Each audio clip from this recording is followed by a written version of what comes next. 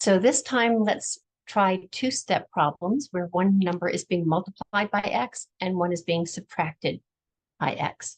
So we have 3x minus 4 equals 11. We want to go to the side that has the letter on it, the variable, and we want to undo the things that have been done to it. 1 was multiplied, the 3 has been multiplied by x, and the 4 was subtracted. So we want to undo what's a little bit farther away from x, but on the same side of the equal sign. So in this room, 4 is negative, 3 is positive, and we're going to undo the subtraction sign first. So we'll add 4 to each side. The 3 is closer, more connected to the x than the 4 is. We want to undo what is a little bit farther away first. So negative 4 plus 4 is 0, and I don't have to put 3x plus 0. I'll just bring down the 3x. And 11 plus 4 is 15. 3 is being multiplied by x, so we'll undo the multiplication by dividing each side, each term. 3 divided by 3 is 1. So we'll bring down x equals 15 divided by 3 is 5. If we wanted to double check, we could plug in 5 for x, and then you'll multiply 3 times 5 is 15. 15 minus 4 is 11, and that works out. Let's try another one. Negative 2x plus 6 equals negative 2. We want to separate the 6 from this side and the negative 2. This is a little bit farther apart from the x. We're going to separate that first. Undo addition by the opposite, which is subtraction. Negative 2x equals negative 2 minus 6. Make sure, if you put it in a calculator, that you put negative 2 minus 6, not negative 2 minus negative 6. There aren't two negatives here, but that's a very common mistake that I've seen. Be sure to just put negative 2 minus 6, and that's negative 8. Negative 2 is being multiplied by x. They multiplied each side by negative 2, so we're going to divide each side by negative 2. And x equals negative 8 divided by negative 2. Remember, if you already have two negatives, that's enough for multiplication or division. The answer is going to be positive. Again, if you'd like to substitute 4 in for x and double check your work, negative 2 times 4 is negative 8, and negative 8 plus 6 is negative 2. What if this had a less than sign? If I had x is less than 5, if this is number 5, it doesn't have a line underneath it. So all the x's are less than, but not including 5.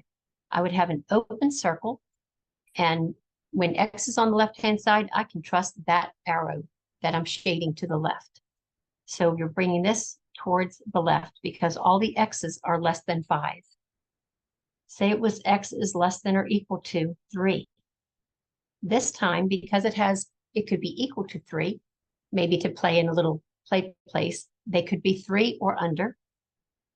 You're going to fill in the dot with a solid dot because that's the equal to part. This, think of it as a marker, and you can fill in the dot.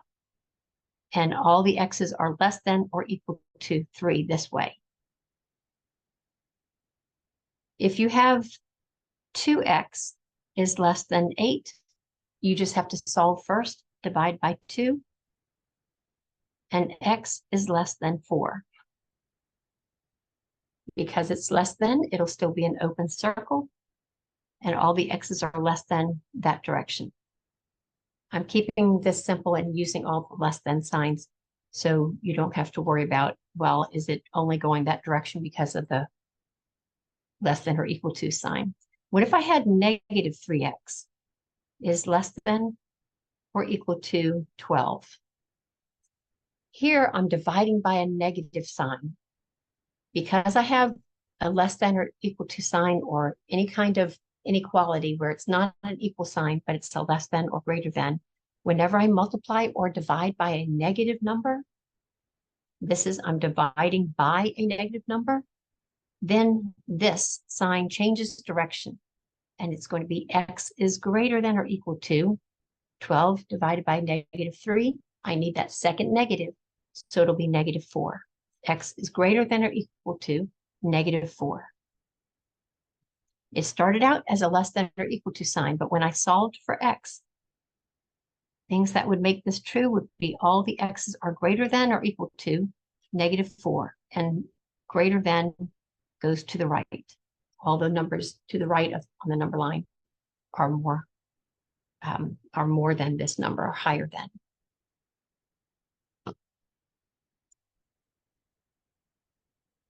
If you were to have two-step problems, 3d minus 8 is less than 2. Let's go ahead and solve this one. 3d minus 8 is less than 2. Add 8 to each side. 3d is less than 10. And when you divide each side by 3, d is less than 10/3. It's okay to have a fraction. Sometimes it's easier to put it in a decimal form. What if you happen to have an x or a d or a letter on both sides? Let's go back to using x. 3x minus 8 is less than 4x plus 2. We have x's on both sides and numbers which are constants on both sides. Do y'all know why it's called constant? Because a number is constantly itself. If I tell you I'm going to give you 3 chocolate chip cookies, in your mind, you know exactly what that looks like. Not only the chocolate chip cookie, but you know that it's going to be 3, and you can have that amount because 3 is constantly a certain amount. Whereas a variable, which is a letter, it varies depending on the equation, what it's going to be.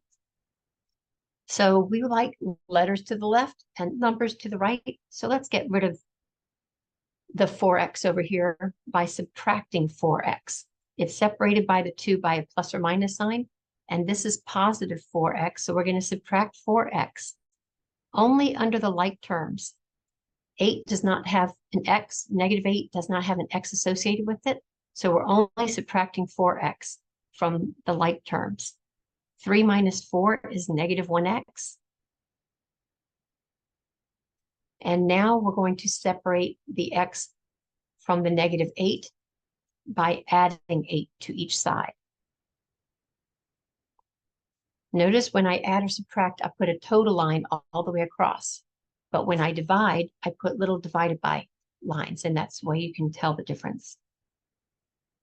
What do I bring down? Don't just bring down x, bring down everything in front of it as well, as long as it wasn't canceled out. And 8 plus 2 is 10. We want to know what x is, not what negative 1x. So we divide by whatever is in front of x, which is negative 1. Anything divided by itself is plain 1, so we have 1x or x. And remember, when you multiply or divide by a negative number, we need to change the sign. 10 divided by negative 1 is negative 10. So x is greater than negative 10. If you have x on both sides, just get rid of it from one side and bring it to the other, and then we'll get rid of the constant from the left and bring it to the right. So x is greater than negative 10. And on the number line, if this is negative 10, it would be an open circle. And all the x's are greater than, and you can shade this direction. And you can trust that direction as long as x is on the left side. What would happen if I had subtracted 3x and ended up with an x on the right side, and say I ended up with 3 is less than x for some equation, not necessarily the one on the right? It's hard to shade when you have x on the right side. So we would rather switch them around. And when we switch them, if 3 is less than x, then x must be greater than 3. So when you switch this to get the x on the left-hand side, be sure to switch the sign as well. And that's all we're going to go over for this segment.